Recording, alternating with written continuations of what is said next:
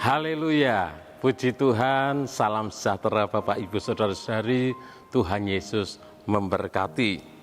Terus alami pembaharuan di dalam Tuhan setiap hari.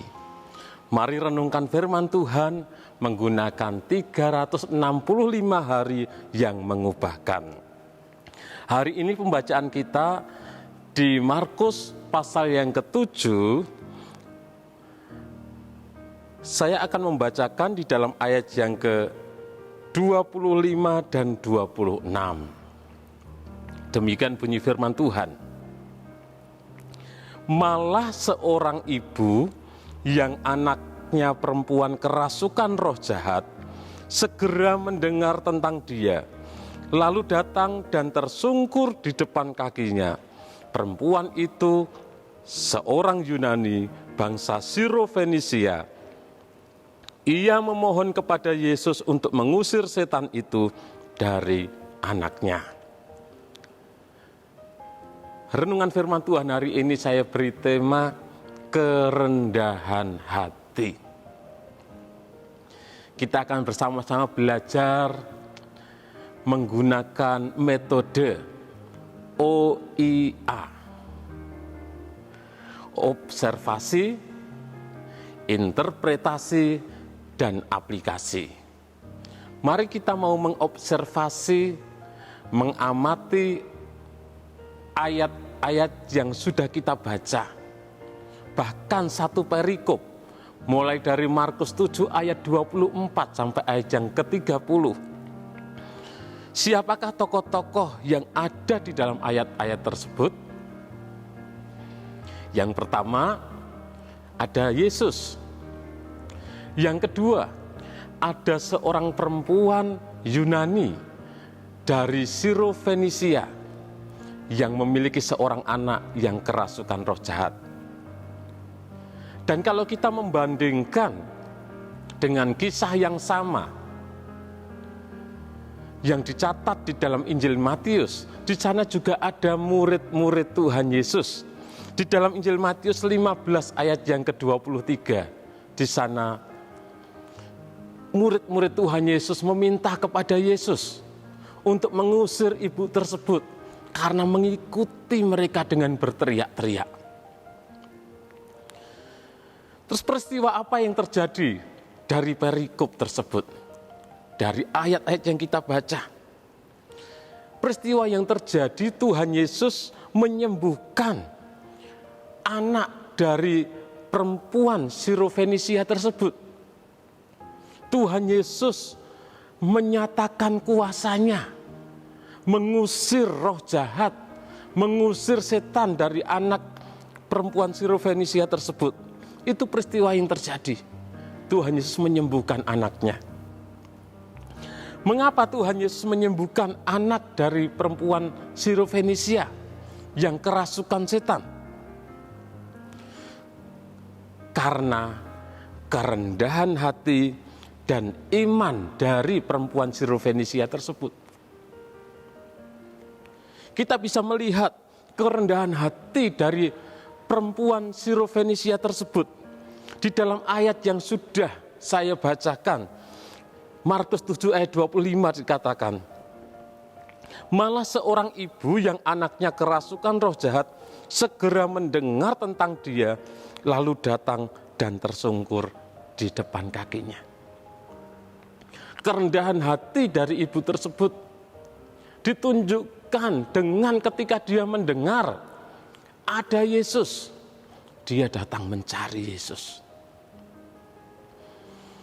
Dia merendahkan dirinya, tersungkur di depan kaki Yesus.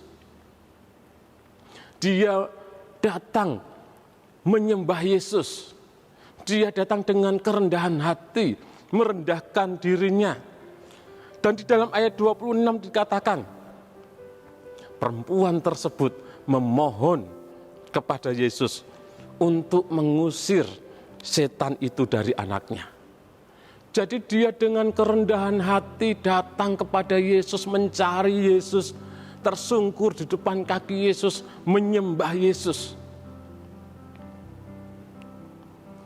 Ketika perempuan Siro-Fenisia tersebut datang, tersungkur di depan kaki Yesus, memohon kepada Yesus. Dan Yesus tidak langsung menolongnya. Yesus tidak langsung menyembuhkan anaknya. Yesus menyebut dia sebagai anjing yang tidak layak menerima roti yang disediakan bagi anak-anak. Di dalam Markus 7 ayat 27 dikatakan di sana, lalu Yesus berkata kepadanya, biarlah anak-anak kenyang dahulu, sebab tidak patut mengambil roti yang disediakan bagi anak-anak dan melemparkannya kepada anjing. Jadi ibu tersebut dikatakan sebagai anjing yang tidak layak untuk menerima roti. Bangsa Israel atau orang-orang Yahudi pada waktu itu memang menyebut bangsa-bangsa kafir sebagai anjing, karena bangsa-bangsa kafir dianggap najis. Yesus tidak menghina perempuan tersebut. Yesus hanya mengingatkan posisi bangsa-bangsa non-Yahudi, orang-orang yang bukan orang Israel, di mana mereka tidak termasuk di dalam perjanjian Allah. Dan ketika perempuan Sirofenisia itu mendengar dia dikatakan sebagai anjing, dia pun tidak marah kepada Tuhan Yesus. Dia tidak mutung. Dia dengan kerendahan hati, dia tetap memohon supaya Tuhan Yesus menyembuhkan anaknya yang kerasukan setan. Dengan kerendahan hati dan dengan iman yang teguh, dia tetap memohon kepada Tuhan Yesus. Di dalam ayat 28, Markus 7 ayat 28 dikatakan,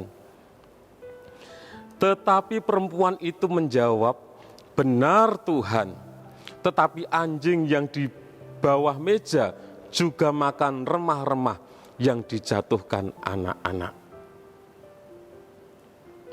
Jadi kita melihat kerendahan hati dari seorang perempuan Sirofenisia tersebut. Dia datang mencari Yesus, tersungkur di depan kakinya, memohon, menyembah.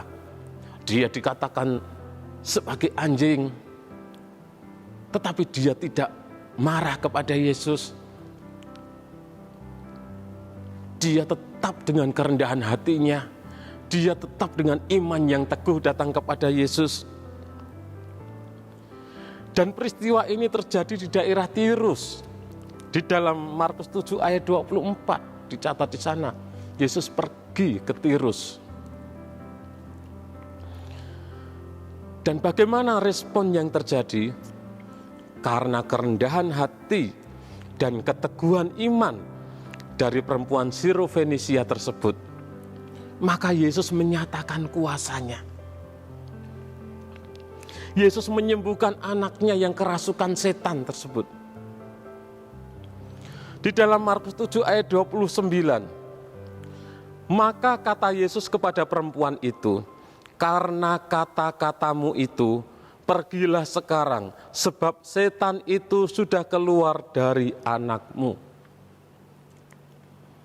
Jadi karena kerendahan hatinya, karena kata-kata yang dikeluarkan, kata-kata yang rendah hati, sekalipun dikatakan sebagai anjing, dia berkata, anjing juga makan remah-remah roti yang dijatuhkan oleh anak-anak. Karena kerendahan hatinya, karena imannya yang teguh, maka Yesus menyatakan kuasanya. Yesus menyembuhkan anak dari perempuan Sirofenisia tersebut. Kalau kita melihat kisah yang sama, yang dicatat di dalam Injil Matius 15 ayat 28 di sana dituliskan, maka Yesus menjawab dan berkata kepadanya, hai ibu, besar imanmu, maka jadilah kepadamu seperti yang kau kehendaki. Dan seketika itu juga anaknya sembuh. Jadi kerendahan hati dan keteguhan iman ibu tersebut yang membuat Tuhan menolongnya, yang membuat Tuhan menyatakan kuasanya untuk menyembuhkan anaknya yang dirasuk setan tersebut. Interpretasi yang dapat kita pelajari dari kisah ini adalah Tuhan ingin melihat kerendahan hati dan keteguhan iman. Tuhan ingin melihat kerendahan hati Bapak Ibu Saudara, kerendahan hati saya, kerendahan hati kita semua dan keteguhan iman kita. Dan yang kedua, siapa saja dapat mengalami pertolongan Tuhan saat datang kepadanya dengan kerendahan hati dan iman yang teguh. Siapa saja, baik orang Israel maupun bukan orang Israel, baik orang Kristen maupun bukan orang Kristen, ketika dia datang dengan kerendahan hati kepada Yesus, ketika dia beriman kepada Yesus, percaya kepada Yesus, memohon dengan iman yang teguh dengan kerendahan hati, siapa saja dapat mengalami pertolongan Tuhan. Kuasa Tuhan dinyatakan. Dan aplikasi yang bisa kita lakukan adalah kita harus hidup di dalam kerendahan hati dan memiliki iman yang teguh kepada Tuhan Yesus. Maka pertolongannya akan Tuhan nyatakan dalam hidup kita. Ketika kita hidup dalam kerendahan hati, hidup dalam iman yang teguh kepada Tuhan Yesus, kuasanya akan Tuhan nyatakan dalam hidup kita. Jadi biarlah kita terus rendah hati dan memiliki iman yang teguh kepada Tuhan Yesus. Dia Allah yang mempedulikan siapapun kita, apapun keadaan kita. Ketika kita datang kepada Tuhan dengan kerendahan hati dan iman yang teguh, Tuhan akan menyatakan kuasanya, pertolongannya bagi Bapak Ibu Saudara, bagi saya, bagi kita semuanya. Terima kasih kepada Bapak Ibu Saudara yang sudah dengan setia mengikuti Renungan 79, kiranya menjadi berkat bagi kita semuanya. Bagi Bapak Ibu Saudara yang ingin didoakan dengan pokok doa tertentu atau ingin menyampaikan kesaksian, baik mujizat kesembuhan, pertolongan Tuhan di dalam masalah keluarga, pertolongan Tuhan di dalam masalah pekerjaan dan lain sebagainya, dapat menyalurkan melalui chat WhatsApp di nomor 0813 2742 0088. Mari kita berdoa.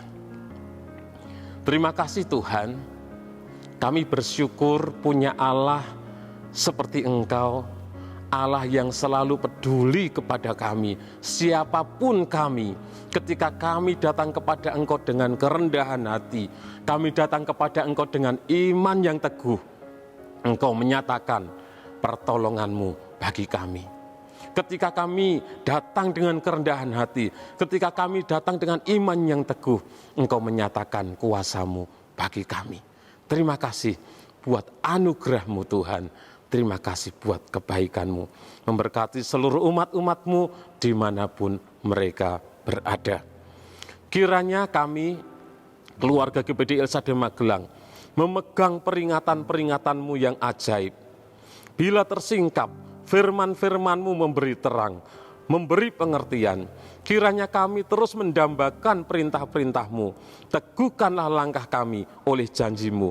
Dan janganlah segala kejahatan berkuasa atas kami. Di dalam nama Tuhan Yesus Kristus kami berdoa bersyukur. Haleluya. Amin.